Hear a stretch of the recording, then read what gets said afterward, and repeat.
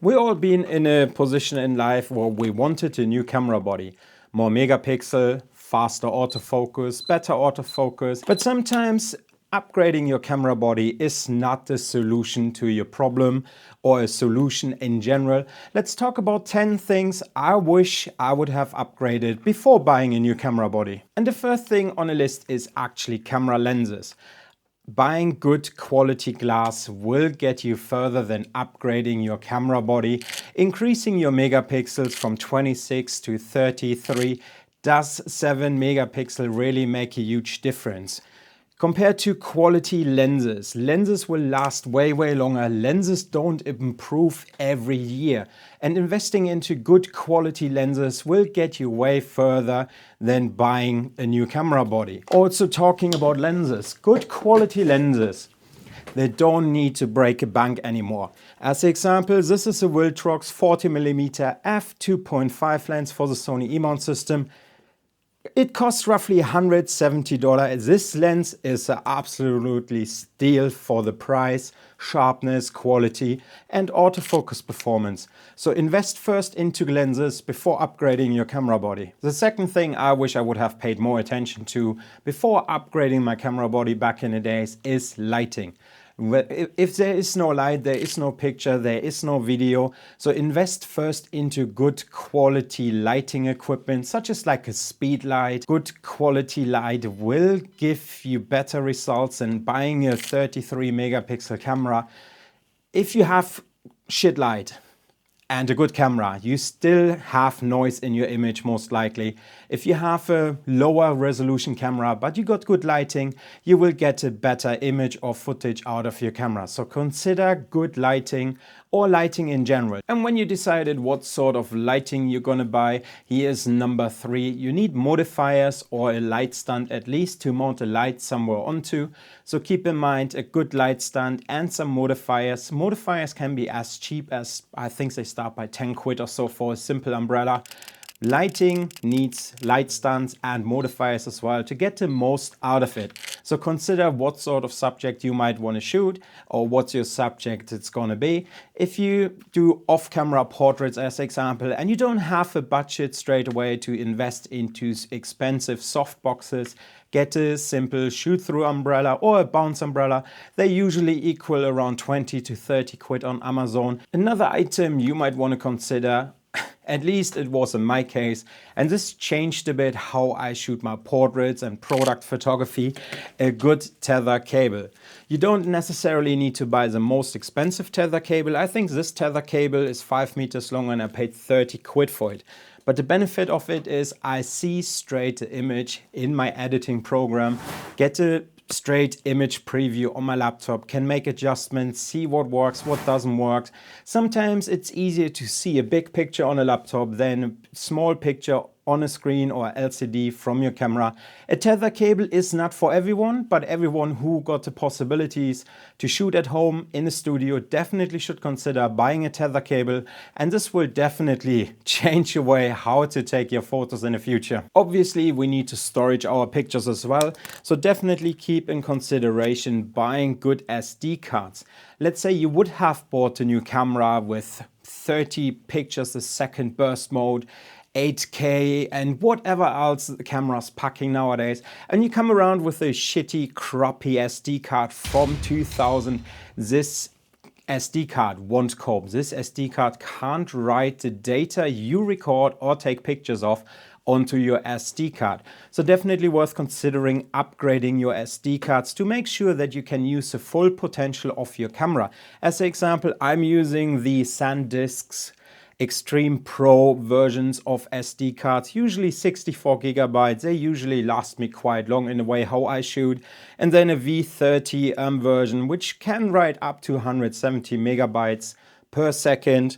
So definitely keep in mind, if you would upgrade your camera body, you need better SD cards to get the full potential out of your camera. As more you shoot, as more you record, as more pictures you take, you need to storage the pictures or videos at some point somewhere. And there are a lot of different options out on the market you can use. You can use hard drives like this one. That's a Seagate 2 terabyte hard drive. You could use a SSD, 1 TB as an example from Samsung.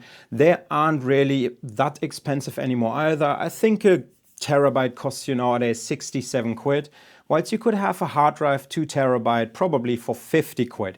Obviously, there are differences as well in those two devices. The hard drive is slower than the SSD, but also you need to consider about some backup solutions such as like a RAID 5 configuration where you have a whole docking station and then let's say you have 4 or 5 hard drives running combined to one, but if one hard drive fails, you're going to have some backup solution. You can use cloud services like iCloud, etc. There are a lot of different options out how and where and how you should storage your data. However, the two most common are probably SSDs and hard drive disks. Both options are fairly inexpensive. The next one is for everyone who basically wants to film or is a social content creator or wants to do some sort of social media content creation. You need audio. Audio is still king. You can have the best video in the world, but if the sound is crap, you won't watch it. You will watch it and you stop at some point because you can't listen to crappy audio. This is where something like DJI Mic Mini comes into place. A tiny little wireless microphone which hangs here on my shirt.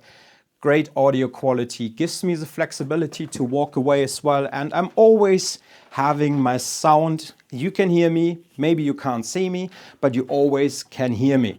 So good audio is definitely worth considering as well. The next one would be good filters or a good filter system kit. As an example, the Freewell filters, they are quite nice, decent priced, and you get a lot of bang for the box. But this is not the point right now.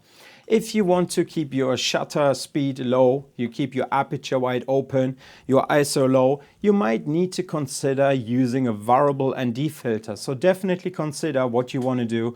If you want to film outdoors, you definitely need some sort of variable ND filter to keep the aperture wide open, your shutter speed at 50th of a second for 24 frames per second video. So you definitely need to consider some sort of variable ND filter kit or generally polarizer filter or any filter you might need.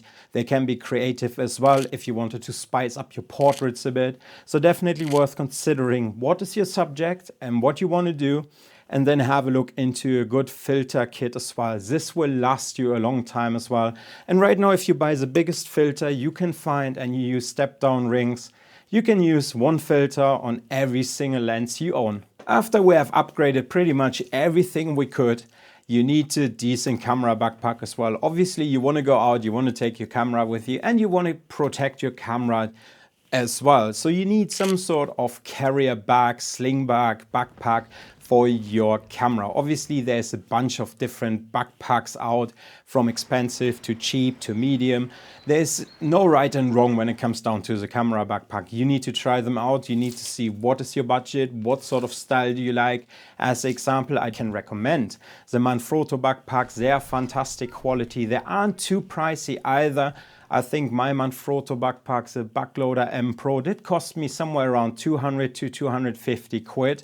It sounds a lot, but if you think about how long those backpacks will last, it's basically a no-brainer to invest a bit more into a good camera backpack. But this camera backpack, it's going to last you pretty much a lifetime if you look after it. So, and the last one is basically upgrade your editing device if it needs to be. And this is kind of simple to find out. When you're doing your editing on your laptop, on your iPad, or whatever device you use for your editing softwares, if your laptop slows down, you cleared the laptop out, everything is nicely organized, you have run maintenance on a laptop, you cleared the caches and whatever, and your laptop still slows down and is jiggering around and can't cope, then you might need to consider to upgrading your editing device as well. Either iPad, laptop, whatever this might be. You can get a halfway decent laptop nowadays for, let's say, 800 quid or whatsoever. So definitely worth considering. You might need to upgrade at some point your editing device. Right now, if you wanted to buy a newer camera, your newer camera will have a lot of data to process. and your laptop needs to handle it as well. So definitely keep this in consideration. So, and those are basically 10 items you should pay attention to before upgrading your camera. And with that said, guys, I hope you liked this video. Those 10 items might be helpful to you. And with that said, like, comment, subscribe. I'm going to see you in the next one. Cheers, mate.